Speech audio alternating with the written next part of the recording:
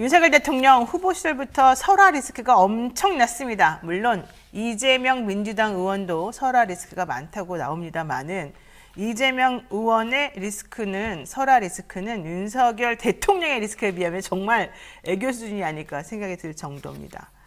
한번 제가 쭉 읽어볼 테니까 여러분 한번 생각해 보십시오. 2021년 6월 1일에 내 장모 누구한테 10원 한 장 피해준 적이 없다.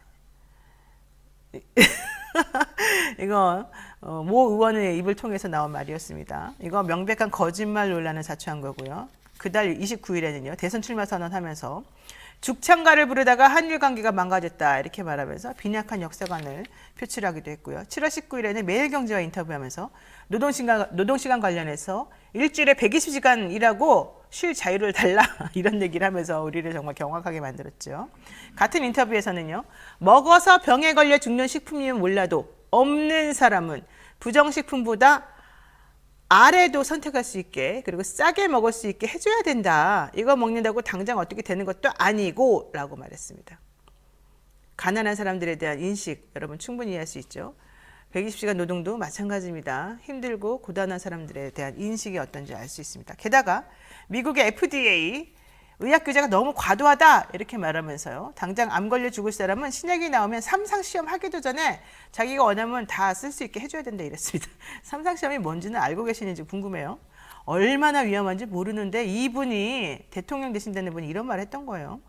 작년 7월 20일에는요. 대구를 방문해서 대구를 치켜 세우겠다는 취지로 코로나 얘기하면서 정부가 우한처럼 대구를 봉쇄해야 된다는 철없는 미친 소리까지 마구 나왔다. 철없는 미친 소리. 초기 확산이 대구가 아니라 다른 지역에서 밀란이 일어났을 것이다. 지역 갈등을 조장하는 말을 했고요. 7월 27일에는 이한열 열사가 최루탄 맞고 쓰러지는 유명한 사진을 담긴 그 조형물 부산에 있었죠.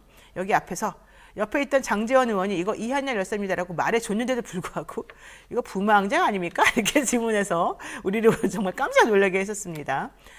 작년 8월 2일 오전에는 국민의힘 초선 공부 모임이죠. 명불허전 보수다에 참석을 해서 페미니즘이 너무 정치적으로 악용돼서 남녀 간의 데이트가 안 된다. 교제가 안 된다. 이런 말을 해가지고 우와 이번에 여성주의에 대해서 정말 이해가 안 돼 있구나 라는 걸 느끼게 했고요. 8월 4일 부산일보와의 인터뷰에서는 원전 관련된 발언을 하면서 우리나라에 들어오는 원전이 체르노빌하고 다르다. 일본에서도 후쿠시마 원전이 폭발한 게 아니다. 방사능 유출은 기본적으로 안 됐다. 이렇게 말했습니다. 그와 관련해서 또 올해 7월 5일에는 대전에서 열린 탈원전 비판 토론회에 가서 일본의 후쿠시마 원전 오염수 해양 방류 문제 과거에는 별 문제도 아니었다. 이렇게 말하기도 했었습니다. 8월 15일 작년 8월 15일에는 안중근 의사를 윤봉길 의사를 착각했고요. 9월 2일 경선할 때는 홍준표 의원이 아동 강간 살해범은 살해해야 된다. 이런 발언 관련해서 행정부 수반인 대통령이 형사처벌과 관련해서 사법 집행을 언급하는 것은 두테르테식이다. 필리핀의 대통령을 언급해서 외교 결례 논란을 자초했죠. 외교 결례 하니까 또 생각나네요. 대한민국의 젊은이들은 중국을 싫어한다. 이것도 있었습니다. 작년 9월 8일 고발사주 의혹을 해명하는 과정에서는 앞으로 정치 공작을 하려면 국민이 다 아는 메이저 언론을 통해서 누가 봐도 믿을 수 있는 신뢰가는 사람을 통해서 문제를 제기해라. 메이저 언론이 아니면 의혹제기 보도할 수 없는 거냐 이렇게 물어보니까 뉴스 탑하나 뉴스 버스가 하고 나서 달라붙을 게 아니라 메이저 언론에서 뉴스를 줘가지고 먼저 시작하면 안 되겠냐 이런 얘기가 됐습니다. 작년 9월 13일 안동에서 대학생들 만나서요. 손발 노동은 인도도 안 한다. 아프리카나 하는 것이다. 이런 말도 했고요. 9월 23일에는요. 국민의힘 대선 경선 후보 2차 토론회에서 집이 없어서 주택청약통장을 만들어보지 못했다. 이런 유명한 말까지 했습니다. 게다가 이 발언이 논란이 되니까 주택청약통장을 모르면 거의 치매 환자 아니냐 이런 말까지 해서 사람을 2번 죽였습니다. 2021년 10월 21일에는 부산 해운대가 당원협의회에 가서 전두환 대통령이 군사 쿠데타와 5.18만 빼면 뭘 못했냐, 정치 잘하지 않았냐 이런 말을 해서 국민의 공분을 샀고요. 12월 22일에는 전북대 대학생들과 함께하는 미팅에서 극빈의 생활을 하고 배운 것이 없는 사람은 자유가 뭔지도 모를 뿐 아니라 자유가 왜 개인에게 필요한지도 필요성 자체를 느끼지 못한다. 이런 말을 했었습니다. 가난하고 못 배우면 자유의 필요성을 못 느껴 이거죠. 이외에도 너무너무 많은 막말과 질환이 있어서 일일이 열거할 수가 없습니다만은 이번에 폭우로 3명이나 안타까운 목숨을 잃은 신림동 사고 현장에 가서 사진 찍어서 카드뉴스에 올리고 국민의 안전이 최우선입니다. 이딴 말이다 하고 앉았고 왜 미리 대피하지 않았냐고 하고요. 퇴근하면서 보니까 아파트들이 벌써 침수가 시작됐더라 이런 말 하면서 본인이 위기관리 안 하고 퇴근했다고 아주 스스로 그냥 실토하기도 했습니다. 그런데 이제는 대통령이 아닌 참모진들까지 아주 그냥 누가 실현하나 대회를 여는 것 같습니다. 강승규 시민사회 수석 대통령 위기 대응 능력에 대한 질문을 하니까 대통령이 있는 곳이 상황실이다 이런 말도 하고요.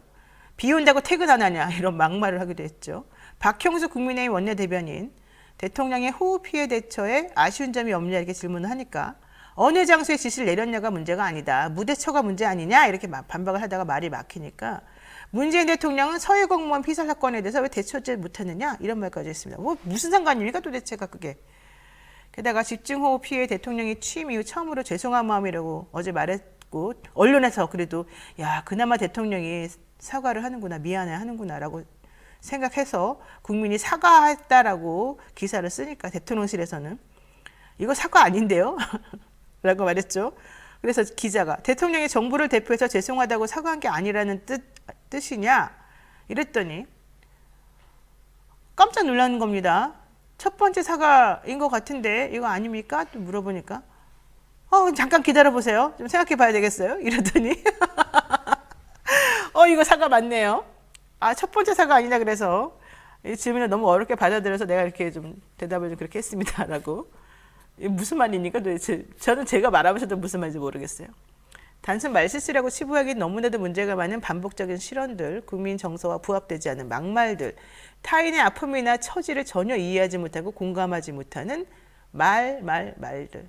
도대체 이 정보를 어찌하오리까 걱정이 되는군요. 네, 이상 영희 생각이었습니다.